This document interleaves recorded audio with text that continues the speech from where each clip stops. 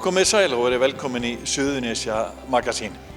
Í fjölbreyttum þætti förum við meðal annars á útgáfu tónleika hjá hljómsveitinni The Midnight Librarian, hittum sanngerðinginn og tónlistarmanninn Smára Guðmundsson sem var að gefa út The Apotheker á vínil og þá skoðum við ansi skemmtilega listsýningar hér í Dús safnahúsum, meðal annars frá okkur á Víkurfréttum. Við verðum með ljósmyndasýningu. En við hefjum þáttinn hins vegar á magnaðri fjórhjólaferð sem farin var frá Reykjanesi að Fonti á Langanesi á innan við sólarhring. Komið með okkur. Jæja, strákar, þið eru ævintýramenn, leika ykkur á fjórhjólum alla daga en segja okkur frá þessu ævintýri ykkar þar sem að þið keyrðu frá Reykjanesi út á Fonti. Já, við erum búin að vera með draum í 15 ár að taka Reykjanestá og út á Langanestá undir sólarhring. Ég man eftir þegar maður var í Hesthólmi gamla daga þá voru menn að taka þetta á 30 dögum og mér fannst að á fjórhjóli þá hlýtum við að geta tekið þetta undir sólarhring. Þannig að við erum búin að vera í mörg ár að hugsa þetta.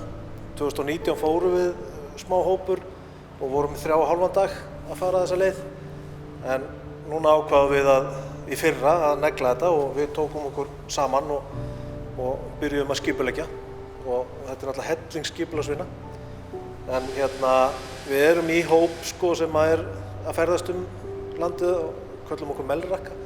Og við erum tengdir Akstursjótafélagi Suðurnesja. Og við höfum verið að fara 30 til 40 saman landið. Stóra ferðir, 3-4 daga ferðir. Mikið skipulag og annað, þannig að við erum svona orðnir nokkuð brattir í því, vitum hvenær og hvað þarf að gera ef eitthvað bílar og slys og annað. Og þannig að við byggð á þessu reynslu þá ákváðum við að teikna þessa ferð upp. Og hugmyndin var að byrja á Tánni, á Reykjanestánni, við Vitan gamla þar, sem er akkurat táin.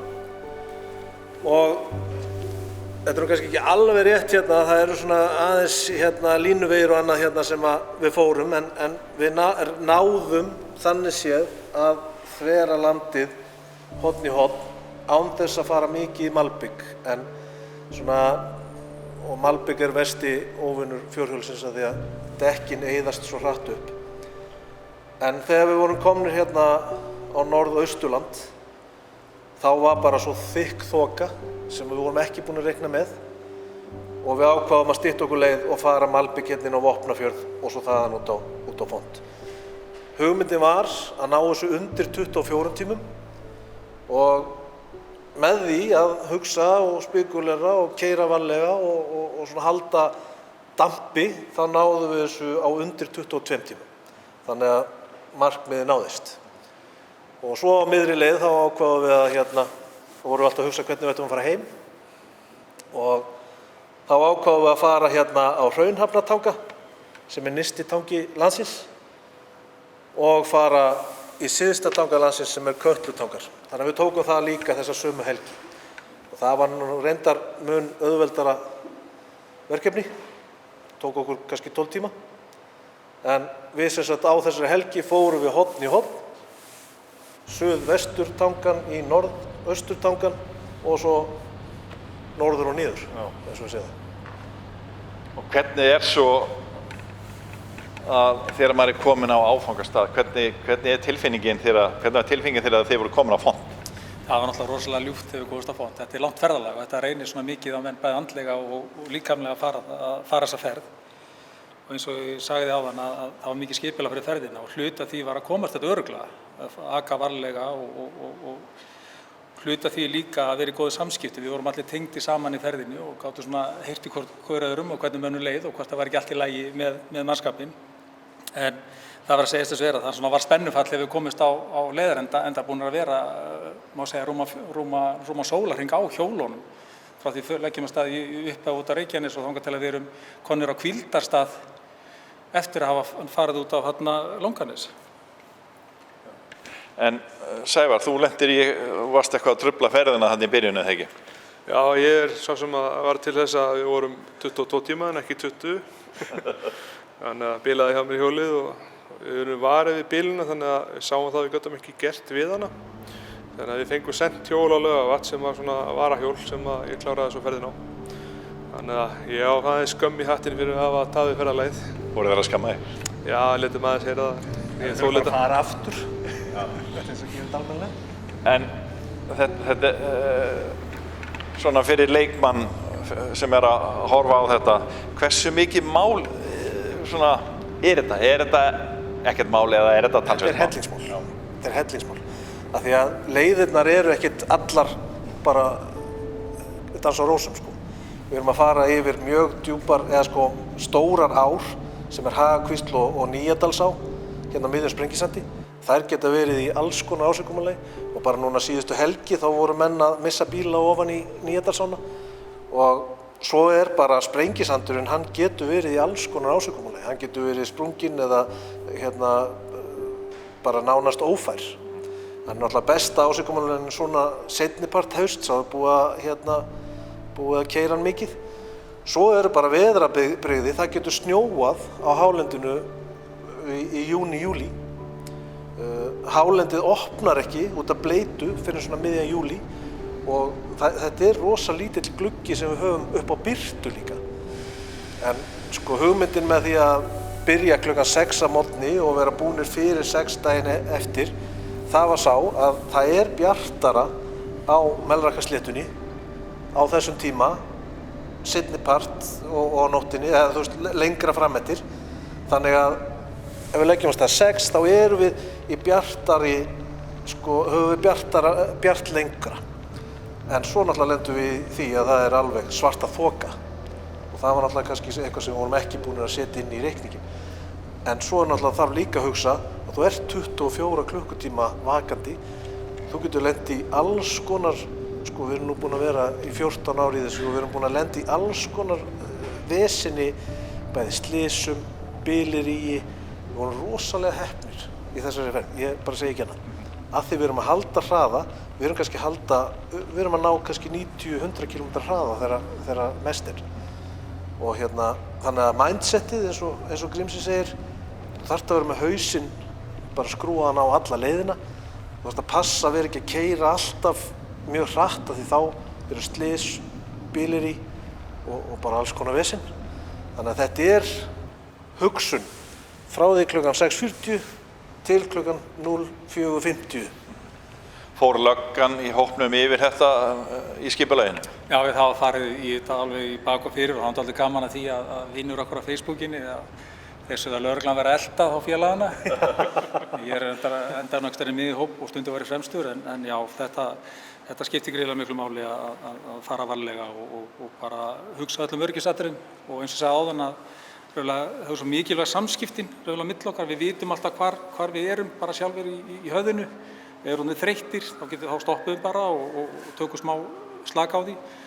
En eins og Beggi sagði líka sko, þessi undirbúningur hjá okkur, þó hefur kannski verið mikið að gera hjá okkur í vinnu og annað, en undirbúningurinn er lykilatriði og vera líka með eitthvað plön ef eitthvað kemur upp á leiðinni.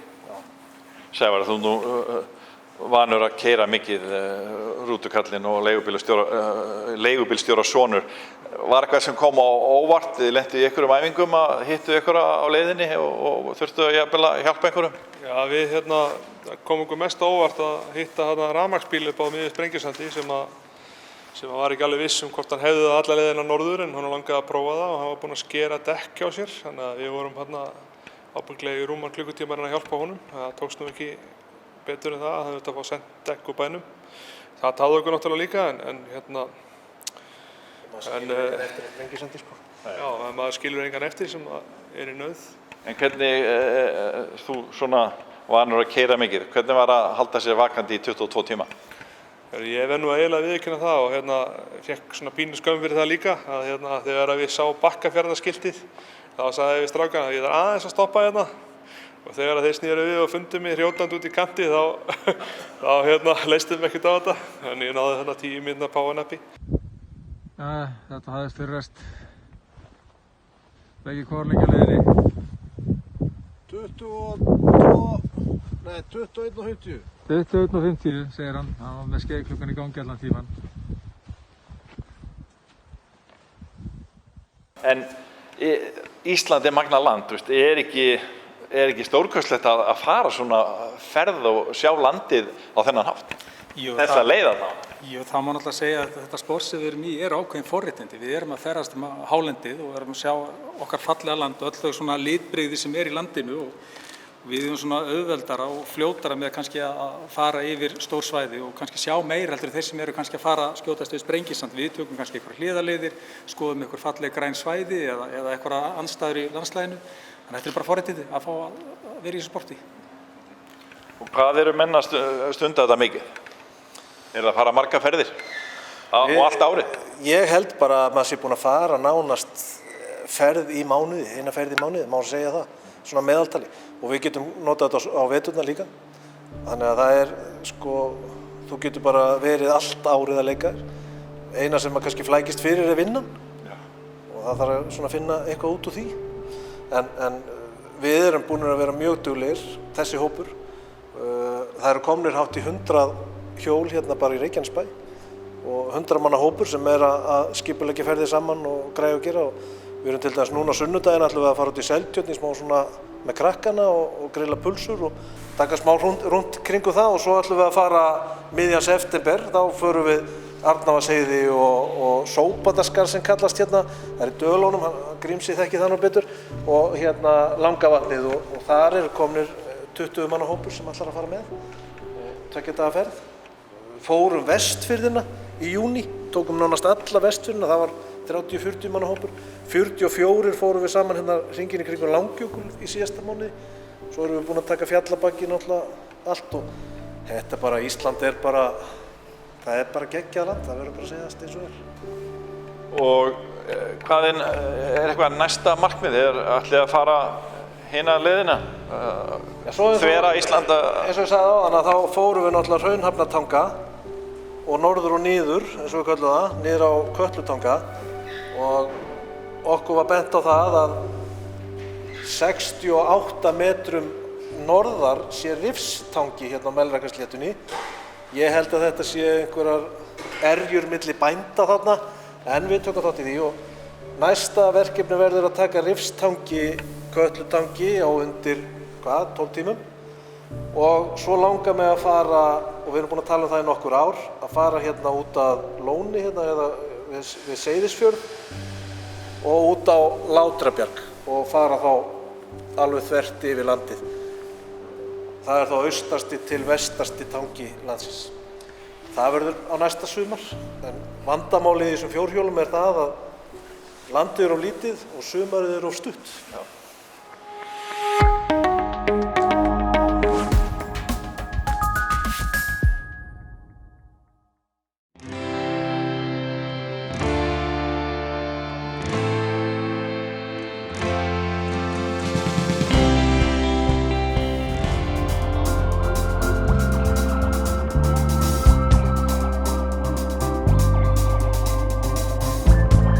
He said he was an apotheker,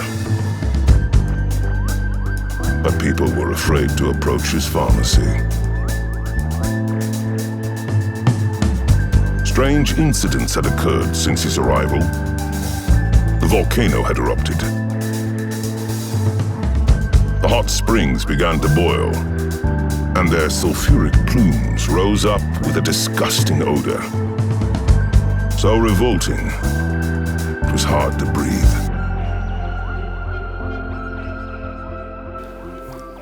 Já, Smári, þú varst að gefa út plötuna The Apotheker.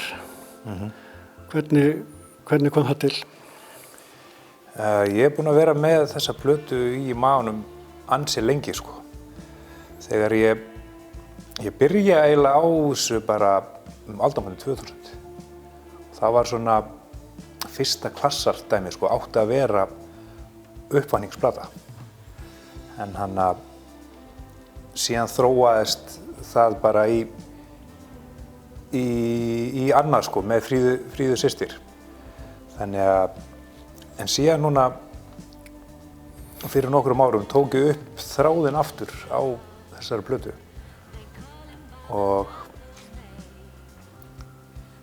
byrjaði bara á nokkru lögum og byrjaði að skrifa og síðan sá ég alveg að þetta gæti orðið eitthvað frábært, sko, og þannig að ég kýldi bara á það og núna komin út saga og vínilplata uppvakninga. Uppvakninga á Suðurnesjum. Á Suðurnesjum, já. Það var alveg, ég vildi sérstaklega nota sögusviðið að veist staðinn hér, því hann er svo magnaður og mikil orka á þessu svæði, sko. Maður finnur það kannski þegar maður flytur erlendis og erlendis einhvern tíma, sko. Þegar maður kemur aftur og finnur maður hérna Reykjanesi, það er gigantísk mikil orka og við sjáum það bara í eldgosum okkar. Og eldgos kemur til sögunar í... Já, það var dálítið furðulegt. Ég skrifa handritið fyrir 2 árum síðan, sko, og þar kemur fram þegar apótekarinn kemur til Íslands, hérna á Skagann, þá byrja að gjósa. Og það eru eiturgufur hér út allt. Og síðan þegar ég fæ plötuna úr masteringu frá Sigurdóri í Danmörku, sama dag byrjar að gjósa. Það var svolítið magnað, sko. Mögnuð tilviljun. Já. En þú semur alla tónlistina sjálfur og spilar kannski megnið af henni, eða? Já, ég sem tónlistina og hún er hluta til tekin upp hér í stúdíónu mínu, í stúdíó Smástirni.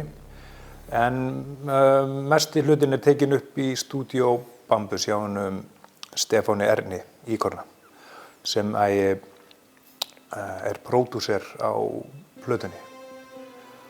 Og Þorvaldur Halldórsson, trommari, hann trommar hana. Og síðan er Viktor hann á gítar og Fríða systir syngur.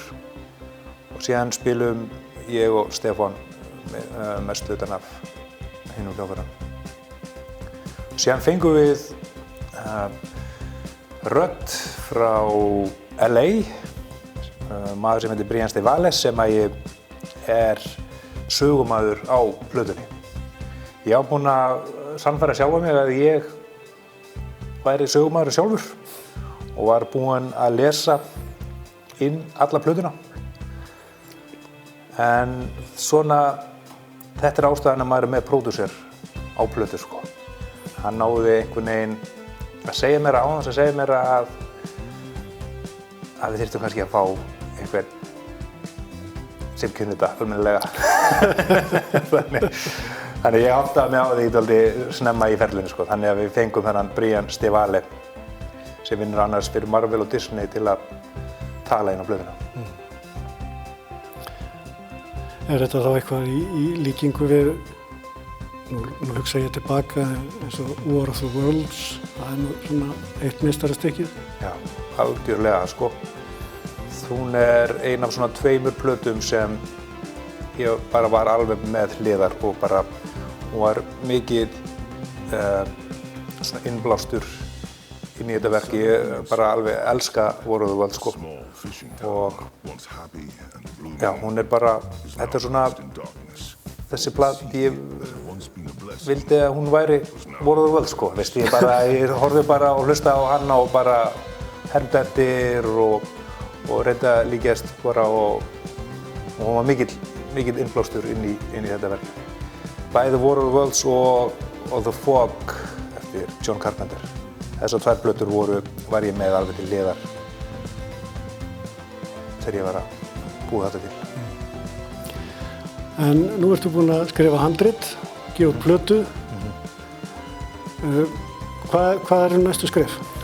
Næsta skref í þessu verkefni er að taka upp og setja saman útvarpsleikritið sjálft. Setja upp hljóðheiminn og fá leikara til að lesa inn. Síðan væri gaman að setja þetta á svið, íslenska kannski, og setja þetta á svið. En síðan er hæsta markmið að gera þetta bíómynd.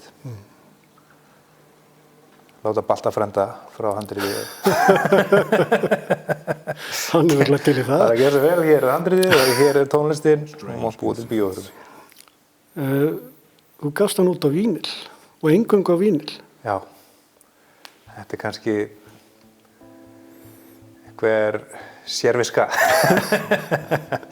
Mér finnst þetta alltaf gaman sko, hún einungis til á vínil og það var alltaf bara markmiðið að gefa út vínil sko. Ég sá hann aldrei fyrir mér í stafrænu formi eða á geisladisk. Og eins og hún bara vínil, en við ætlum að skoða það einhvern tímann seinna árunni hvort hún komi út á stafrænu formi líka. Á streymisveitum þá eða? Já, á streymisveitum og kannski á einhverjum síðum sem hægt að hlaða niður.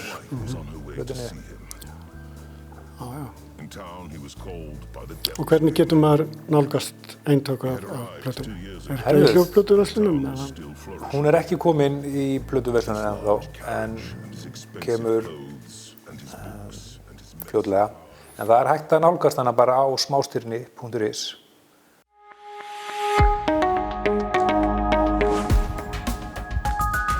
Strákar, hljómsveitin Midnight Librarian. Þið voru að gefa frá okkur ykkar fyrsta efni. Hvernig hefur það farið af stað? Bara mjög vel. Það er búið að vera geggjaði viðtökur bara frá fólkinu í kringum okkur. Við seldum náttúrulega upp bara fyrstu tónleikana á 2 klukkustundum, 2,5. Já, Það var 5 klukkur. Þetta var 2,5. Þetta var geggjað sko. Galið. Og næstu búin að fylla salinu hérna núna á aukatónleikum. Þið byrjuðu að gefa frá okkur eitt lag og svo fylgdi breiðskifa í kjölfarið. Hvernig hafa svona viðtökuna við því verið? Bara mjög góðar. Við vorum með þetta alveg úthugsað. Einhvern veginn byrjuðum að þessu fyrir cirka ári og alltaf var einhvern veginn planið að gefa þetta út svona í kafla eða svona köflum. Við vorum tilbúin með plötuna en gáum út fyrst eitt lag, gáum þessu 2 vikur og svo gáum út plötuna. Það er búið að vera mjög góða viðtökur og við vorum líka bara duglegir að sponsora þetta á netinu og reyna að fá sem flest allana í bæjarfélaginu að heyra þetta. En það er samt ennþá fólk sem ekki búin að heyra þetta. Ég alveg búin að komast að því, þannig að það ekki allir búin að heyra þetta. Þannig að það er missionið að allir séu búin að heyra þetta. Þið tjekkið bara á því á Midnight Librarian á Spotify. Það er From Birth to Breakfast. Yeah. Hvað er þetta gömul sveit? Gömul sveit? Hún er búin að vera alveg, við byrjum náttúrulega 3 eða 4 eða eitthvað í bílskúr hérna fyrir löngu. Kannski svona 2,5 árið, 3 kannski. Nei, síðan 2. Það var 2 ár? Ég held það, já. Já, svo færðum við okkur inn í Keflavík og urðum bara einhver svona lúmsk stór sveit hérna, við erum með 7 menn hérna og við erum búin að vera saman bara þessi hljómsveit eins og hún núna, 1,5 ár kannski. Já, það ekki. Já, ég held það. 1,5 ár. Þið eru 7 í sveitinni en svo eru einhverjir auka hljóðfæraleikarar og bakrættir með ykkur, eða ekki? Jú. Ég þurfti að fá eitthvað auka meira, brass og raddir og svoleiðis og þau verða alveg á fleiri tónleikum líka og plötum líka eins og sellóleikarinn og svona. Hvaða fólk er þetta? Þetta er hérna Arnar Geir, sellóleikari og svo heitir stelpuna Salka og Hekla, bakrættinnar og svo er konan hans Johnny, Þórana eða ekki? Ja, Þórana. Hún er á básunni fyrir okkur. Hvernig tónlist er þetta? Hvernig flokki? Hvernig skilgreinið ykkur? Sko, við erum sjálfur ekkert búin að skilgreina okkur, við erum ekki í einhverjum einum hóp ennþá. En við erum mikið í bara svona R&B, pínu funk. Ég held að það sé bara poptónlist. Er það ekki bara poptónlist? Það gæti verið, ég meina það er pínu gospel í þessu líka, skilur við. Pirrar þig ekkert að segja poptónlist? Nei, ég er alveg til í það. Já, ok. Mjög erfitt að setja þetta í genre. Þegar við vorum að velja genre á Spotify, hvað erum við? Ég held að við þurfum bara að leyfa fólkinu að velja hvað þetta er, sko. Ég held að það sé eina leiðin.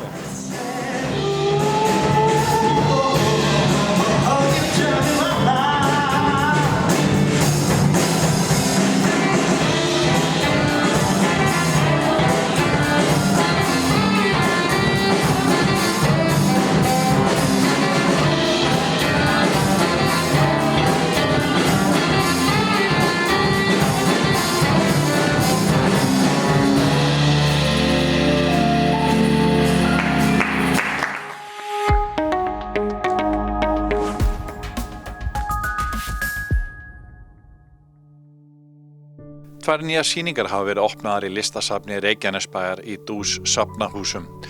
Önnur sýningin er Fornheimur Bjargar Þorsteinsdóttur sem samanstendur af akrílmálverkum, olíukrítarteikningum og grafíkverkum víðsvegar af 5 áratuga löngum myndlistarferli Bjargar. Hin sýningin heitir Fjöltefli, hlutfeldi og margfeldi og sjónum beint að verkum 29 samtíma listamanna sem hafa til lengri eða skemmri tíma unnið að gerð fjölfelda. Til þess að listaverk geti fallið undir þá skilgreiningu þurfa verkin að vera gerð í 3 eða fleiri eintökum. Báðar sýningarnar standa til 14. nóvember. Ein af nýjum sýningum í Dús safnahúsum í Reykjanesbæ ljósmyndasýning frá Víkurfréttum. Að ræða myndir frá árunum 1983 til 1993 sem það bil fyrsti áratugur í sögu blaðsins. En við sjáum líka nokkrar forsíður Víkurfrétta frá þessum tíma. Sýningin opin alla daga og það voru prentaðar yfir 80 myndir sem að sjá má hér í bíósalum en einnig sýndar nokkur 100 myndir í rafrænu formi hér á skjá. Skemmtileg sýning sem að við hvetjum ykkur til þess að sjá. Leið við þökkum fyrir áhrifið viljum við minna á aðra miðla Víkurfrétta og kannski sérstaklega vikulegt Héraðsfréttablað. Hér sjáum við fyrstu forsíðuna, 5. 14. ágúst 1980 og svo forsíðuna í þessari viku. Og hvað það helsta á forsíðunni? Jú, það eru þetta atvinnumálin hér á báðum þessum forsíðum. En við erum líka að skrifa fréttir alla daga á Víkurfréttavefinn vaff.is og golffréttir á kylfingur.is.